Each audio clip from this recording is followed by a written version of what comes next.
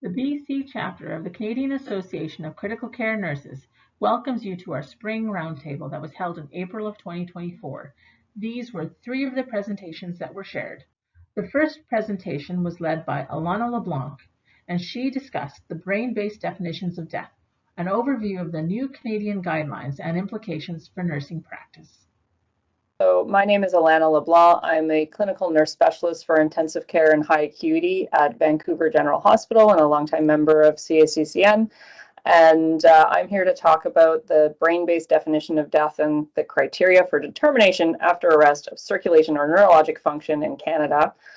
I will start off by saying that this is a very dense presentation. It's a condensed version of a presentation I did in the national conference I think it was in the fall. So I apologize if this is a repeat for anyone. And I'm going to try to deliver an overview, and I'm going to skip some of the sections because I'm going to try to focus in on what I think nurses will be finding the most relevant. So this guideline, I was fortunate enough to be supported by the CACCN to be a member of the guideline committee, and it was kind of, I mean, similar to Angela. Angela loves policy. I really am interested in guidelines, and so, you know, it's kind of a nerd herd around here, so that's okay. So it was a real pleasure for me to be able to be part of this process. And so if anyone has questions around methodology, I'm not going to be focusing on that today, but I am happy to talk about it anytime. And I apologize if there's some banging and construction around me, so I hope my audio is coming through okay. So this guideline was published last fall. It is an update, a Canadian update from 3 previous documents. There was 2 2006 guidelines related to neurologic death determination and death following cardiocirculatory death. Sorry, donation following cardiocirculatory death. And then there's a 2017 guideline for pediatric DCD. So this is an attempt to unite all of those documents in a common definition as well as some criteria. I'm calling in to you today from the traditional and unceded territories of the Musqueam, Squamish, and Tsleil-Waututh peoples. But I invite you to think about not only where you are, but how big of a reach this so-called Canadian guideline has in our healthcare system, which includes, you know, a diversity of Indigenous peoples as well as a diversity of many peoples. And this is a very biomedical guideline.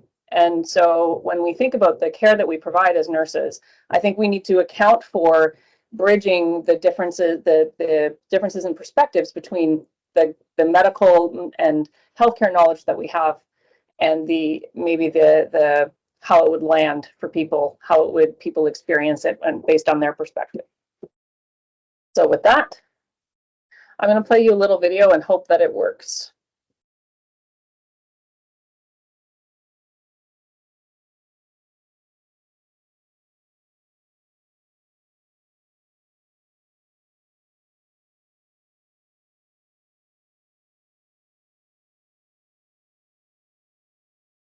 Allana, is there supposed to be sound coming from the video? Okay, I don't hear. Yes, there is. Yeah. Okay, what we're going to do then is I actually have the text, which I will not read to you. It's a 2-minute video, but I will point out a couple of key points that are covered in this video in plain language. Okay, so the point of this video is to demonstrate that that all death is related to brain function, that death of the body is death of the person. This is a different definition than the previous guidelines, but really the express purpose of that, and we'll talk about the specific definition, that is really the point of this video. And so what it does is it provides a plain language explanation of when the heart stops, the brain dies because it doesn't get any oxygen. If the lungs can't work, then they can't provide oxygen to the heart and brain, and then the brain dies. Or the brain can suffer catastrophic injury, and then it dies, and then that's the death of the person. We can support the somatic part of the body. We can restart heart and lungs, but we cannot restart brain. And so in this conception of life and death, death of the brain is death of the person. So that's what's included in this video. It's a 2-minute video. It's freely available on the Canadian Blood Services website.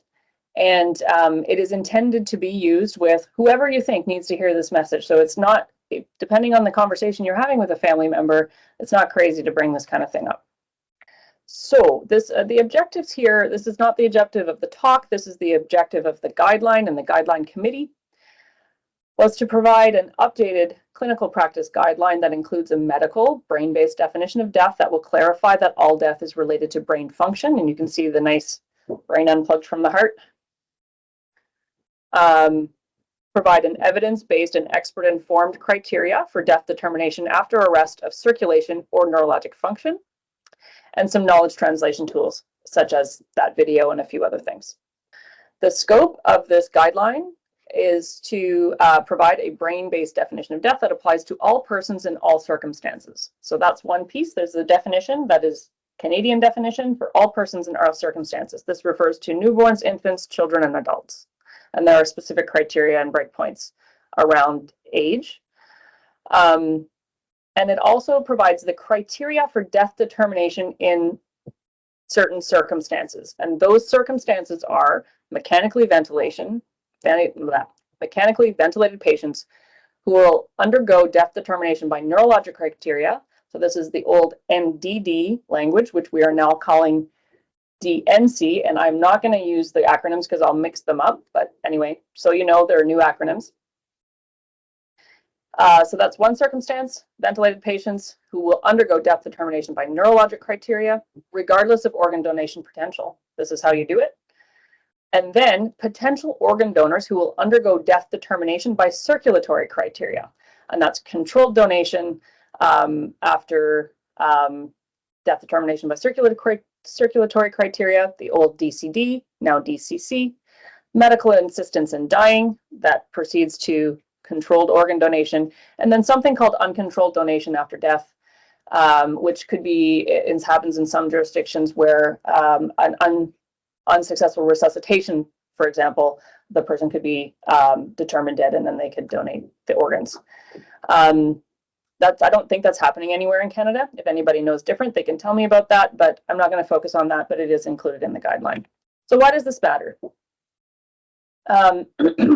It's important to have a shared understanding of the criteria for death determination, as well as the definition of death, to minimize the risk for diagnostic error, promote consistency in practice, foster trust and integrity in the healthcare system, to provide some clarity that may address legal and ethical challenges, clarify acceptability of post-mortem interventions, such as organ donation, and clarify that all death is related to brain function. It also conceptually unites adults and pediatrics and unites the two previous definitions. So there was conceptually neurologic death and cardiac death, but that doesn't actually make sense if we think about how people die. This is all death is brain death. The guideline development group involved a bunch of people from a bunch of places. It was about 60 some odd, or 57 people, there we go. And it was formally endorsed or there were participation from all of these organizations. And this guideline has been formally endorsed by the CACCN.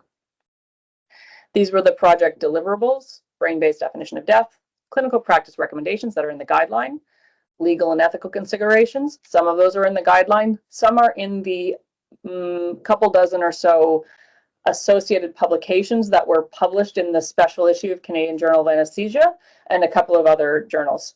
And then stakeholder engagement, that's patients, public, and healthcare professionals.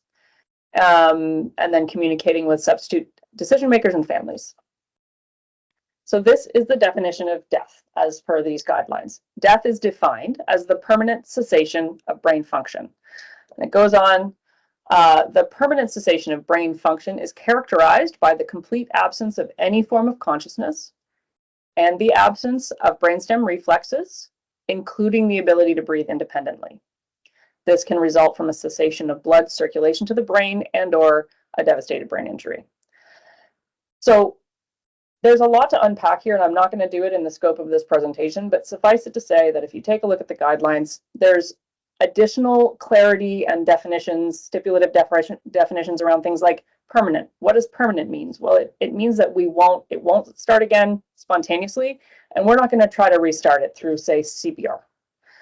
And there's a lot of layers to this, and there's a lot of text in the guideline if you have curiosities about exactly how this has been put together.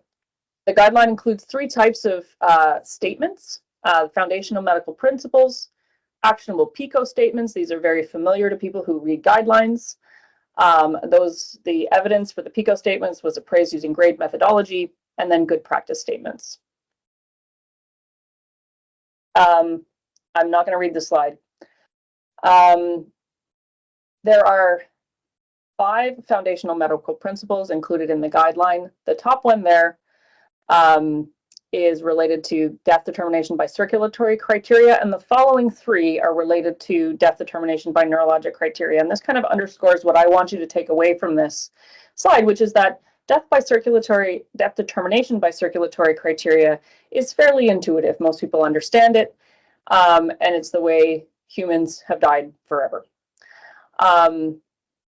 The death determination by neurologic criteria has really only emerged with the advent of advanced technology that allows us to perfuse the heart and lungs of a person whose brain is dead.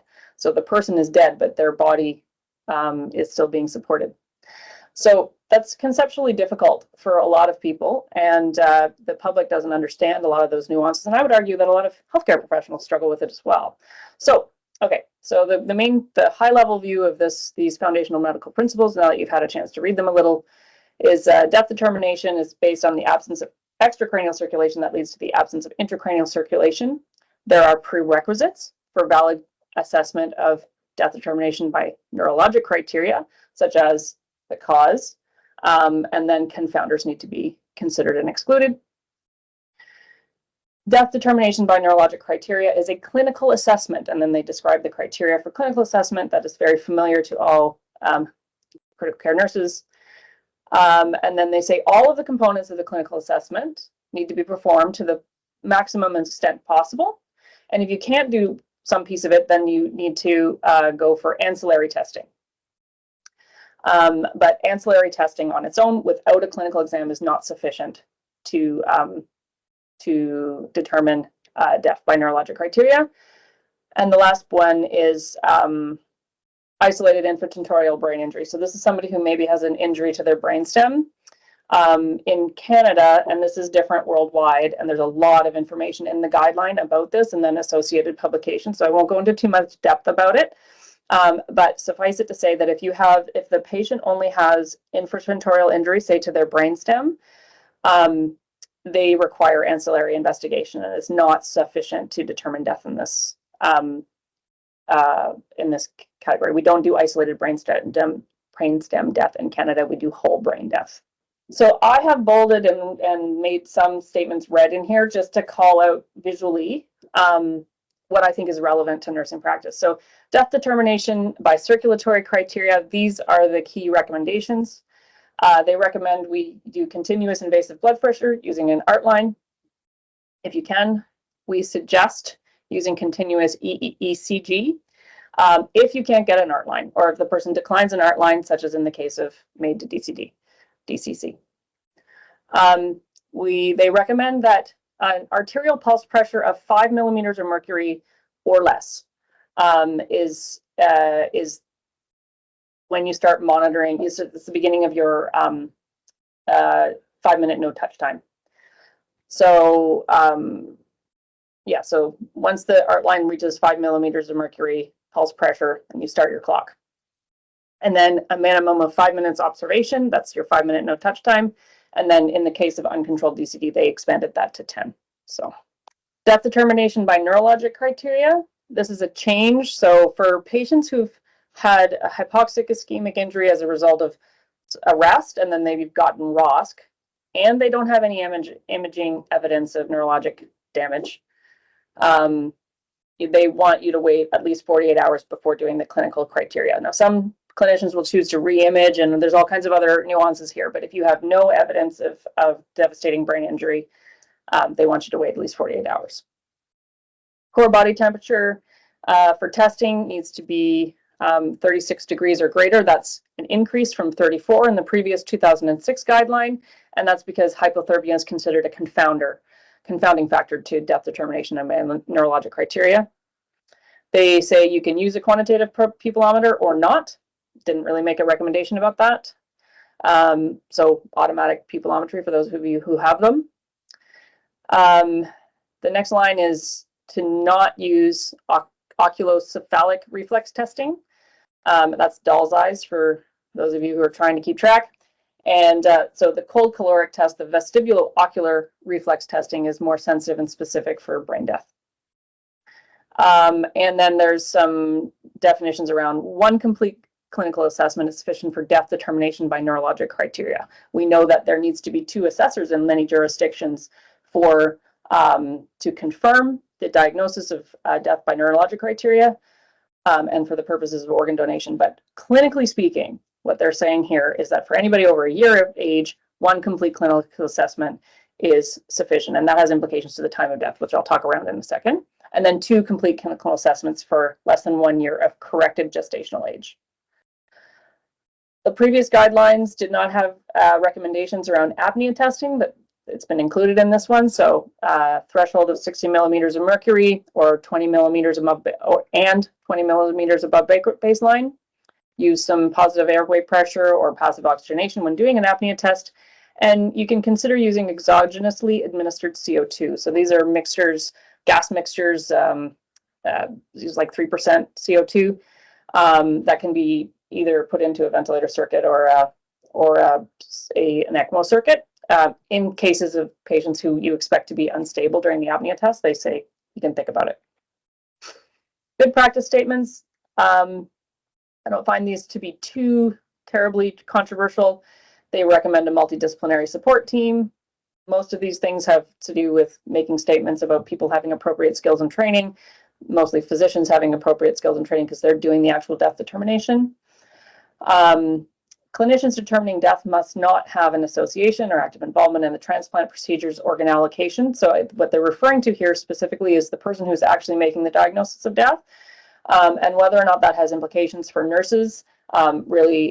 The guideline is silent on that. It's more about, so look to your organizational procedures around that. They say to use a checklist. They say you should do death determination by neurologic criteria regardless of whether or not the patient has organ donation, whether or not they're going to be an organ donor. They actually suggest to do it to assess the vital status of the patient. And then a bunch of other things about ancillary testing. There's a lot in this guideline about ancillary testing. I'm not talking about it today because it's a deep and wide chasm. But anyway, there is a lot in there if you're interested. And finally, the cause of devastated brain injury should be supported by neuroimaging evidence consistent with the established cause. Time of death. Time of death is, this hasn't changed since the original guideline, or sorry, the 2006 guideline, but it is confusing and they wanted to spend some time around it. So a couple of points about this. Remember that the legal time of death, which is the last test to determine death, right? It might not be the same as physiologic death. And so that's very confusing to people. So if we think that the person fulfills the criteria for neurologic death, but we haven't tested them,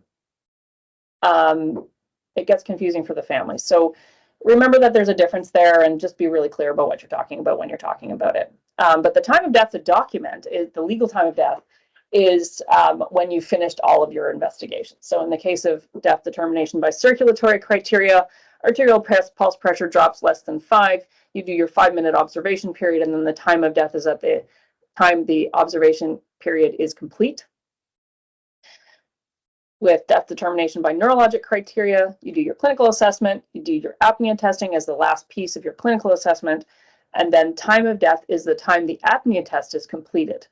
Not the time you receive the ABG result, but the time on the requisition when it's sent out, the time that the test was collected.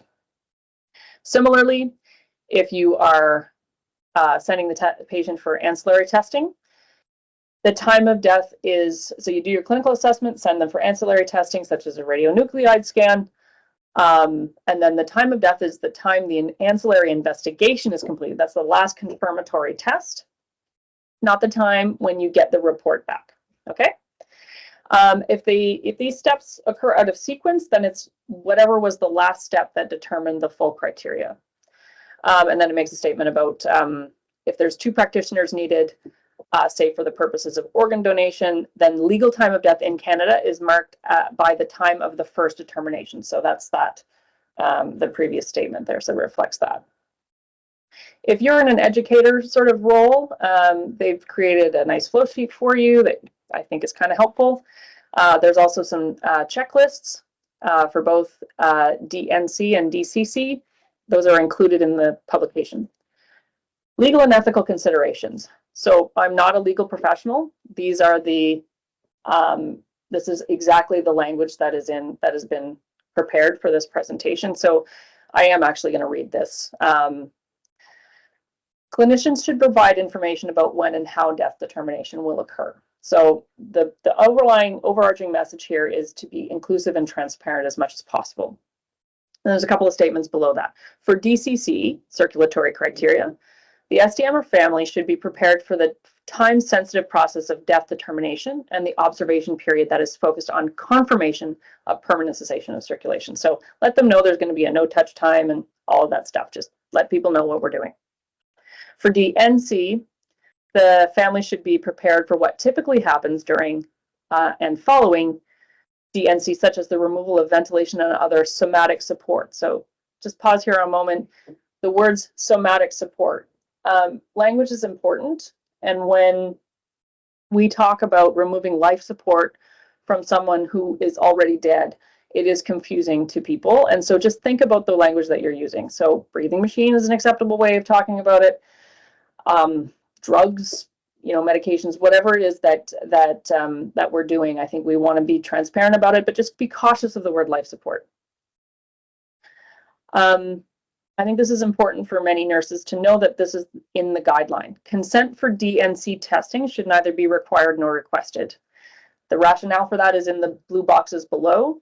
The overwhelming weight of legal and ethical authority holds that clinicians are not required to obtain family consent before performing DNC testing.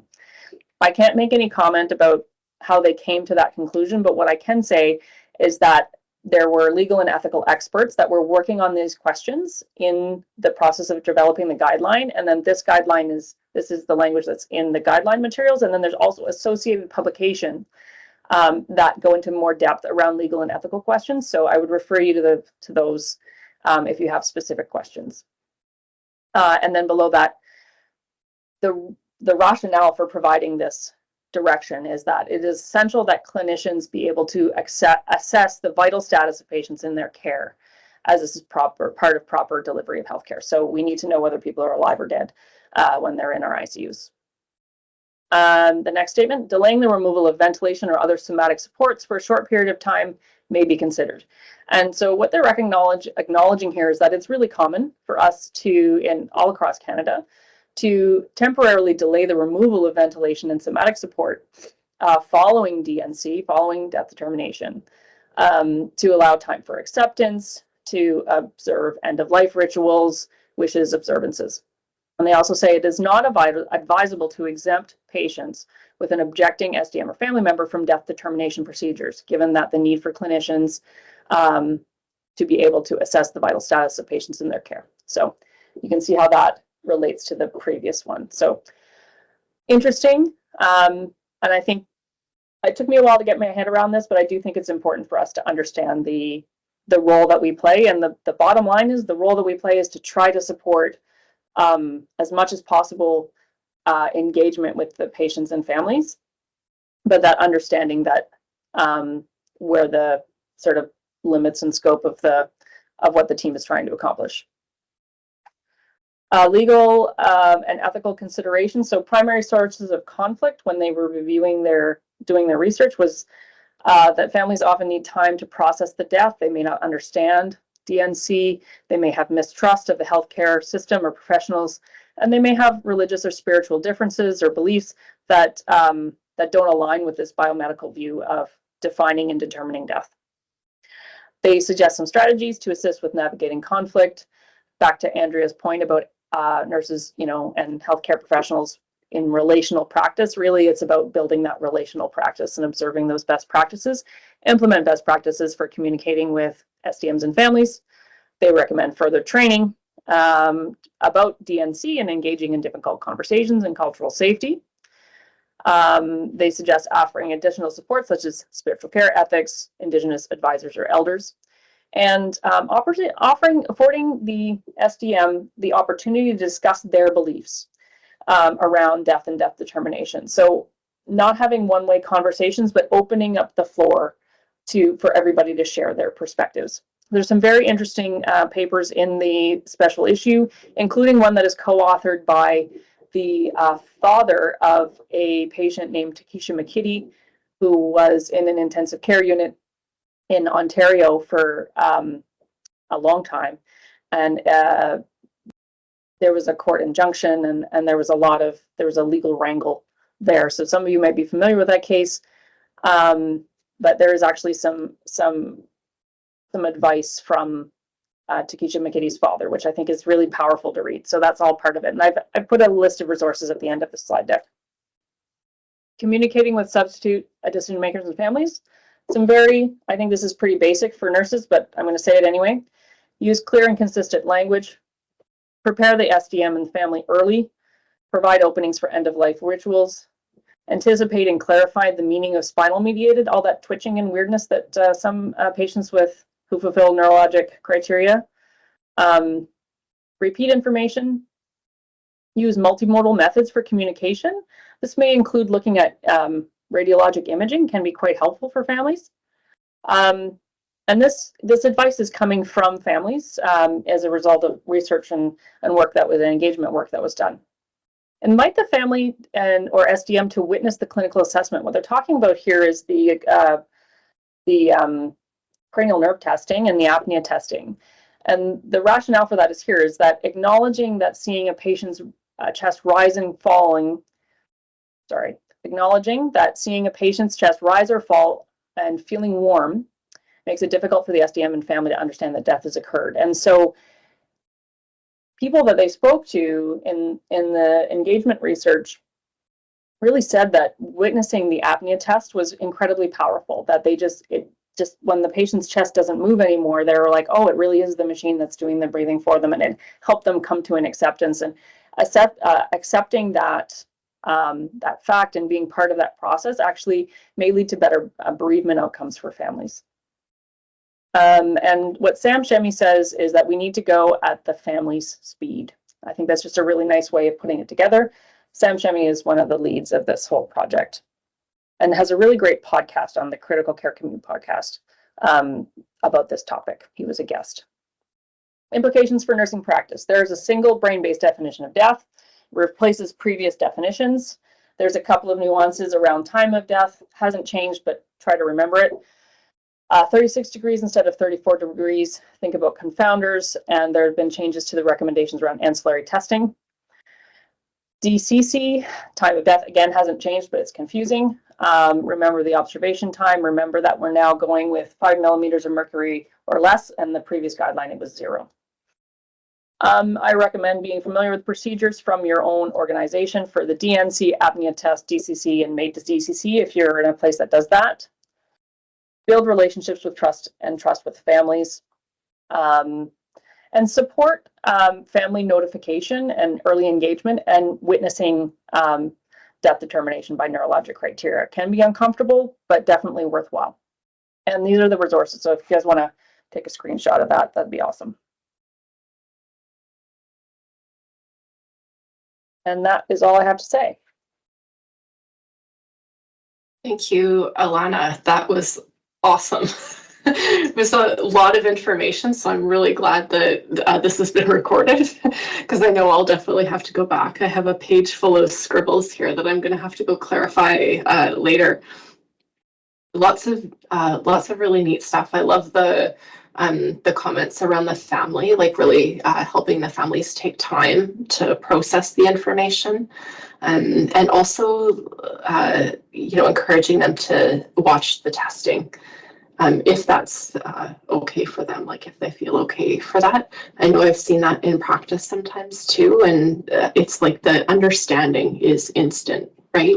Whereas if without that, it would have been much harder to kind of explain and help them come to terms with the reality of, the state of their loved one. So thanks very much for all of this. And I really do appreciate the highlighting of the points in the guideline and the bolding in red. That's very, very helpful for all of that text. So thanks for helping clarify some of that for us and smooth out some of the mud that we have in our heads. I'm curious if any sites or if anybody can comment if their health authorities are already working on updating their own guidelines, if you know that's happening already.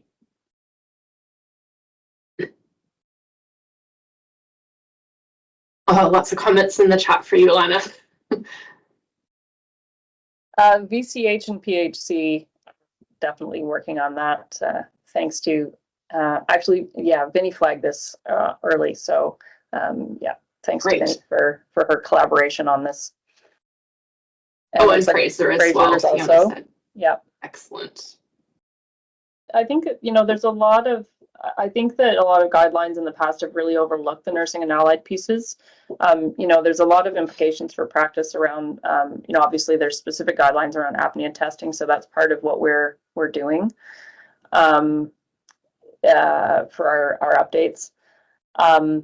So I think, unfortunately in the past, I don't think we've done it. Like, I had no part of it, but I don't think there has been great communication around this. And it's a really intense time to care for these patients. And I think what I see in practice, even in a place like VGH, where we care for a lot of these patients, is it's really still always a little uncomfortable, like having an understanding of exactly where the parameters are, and it's just not as clear as we would like it to be. And so I think, any outreach is beneficial, because I would expect that it'd be even less clear in places that don't do it as frequently. Yeah, absolutely. Another comment you made that really stuck with me is being careful about our language and, like removing the breathing tube, not removing life support, right? Those things, family can get so caught up on that when it's unfamiliar and scary, that whole bit. So to help them understand that a little bit better, if we pay attention to the language that we use during the procedure and the process. And I will say, because Takesha McKitty's father, who, like I said, he's provided a publication in that associated journal, really he sort of boiled it down to time frame and delivery of the initial information that, the devastating news that his daughter had died, and she fulfilled death by neurologic criteria. And then the family felt rushed to make, a decision. They were shocked. It was presented as information that was sort of known by the team, but they hadn't known about it. And it was really, really distressing. So he's very eloquent about that. And so, communication matters a lot. Now, maybe they would have come to disagreement regardless of that, but this is, he spent years following her death, engaging and advocating for families. And so I think it's, really, it's just incredible that his generosity in sharing this information and co-authoring the publication is really cool. Okay, well, thank you very much for all of that, and I'm sure we'll hear more about this over the next couple of years for sure. Thanks for watching, everyone, and thank you for joining us on the BC chapter of the CACCN YouTube channel. We have a lot of great content. I would suggest subscribe and hit the notification button so you can know when the next thing is out. And if you ever want to come to our next event, we're on Facebook and on Instagram. Our links are listed below. And while I'm on the topic, if you're a critical care nurse anywhere in Canada, why don't you join CACCN? We have a ton of resources to help you be the best critical care nurse you can be. Go to caccn.ca and join us.